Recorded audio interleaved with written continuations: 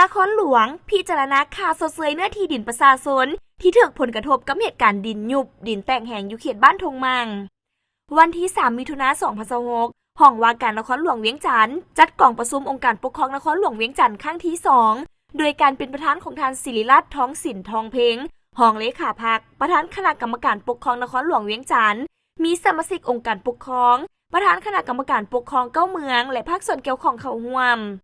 กล่องประชุมครั้งนี้ได้ฟังการรายงานหลายปัญหาสำคัญของนครหลวงเวียงจันทร์เป็นต้น 1. เกี่ยวกับการเตรียมความพร้อมรับมือกับสภาพน้ำท่วมขังและน้ำท่วมในฤดูฝนที่จะมาถึงนี้อยู่นครหลวงเวียงจันทร์ 2. ฟังการรายงานเกี่ยวกับการเฝ้าระวังการแพร่ระบาดของพยาธิไข้ยุงในช่วงฤดูฝน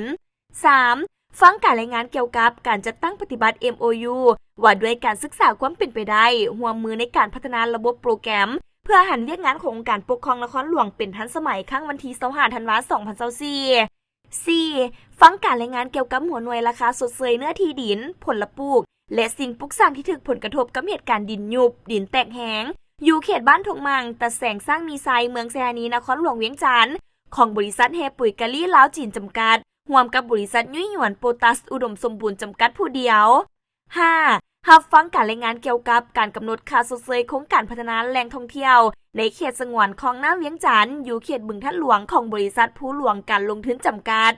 6. ฟังการรายงานเกี่ยวกับการจัดตั้งปฏิบัติสัญญาว่าด้วยการสัมปทานที่ดินบ้านผาสุกหลัก32เมืองเซฮานีของบริษัทเวียงจันทร์บริหารขี้เหร่จำกัด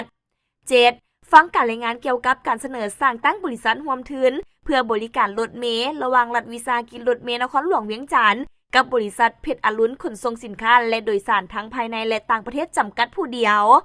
8. ฟังการรายงานเกี่ยวกับสภาพพ้นเด่นประจำเดือนพฤษภาและแผนเวียกจุดสุ่มประจำเดือนมิถุนายน2026ขององค์การปกครองนครหลวงเวียงจันทร์จำนวน1ตื่มอีก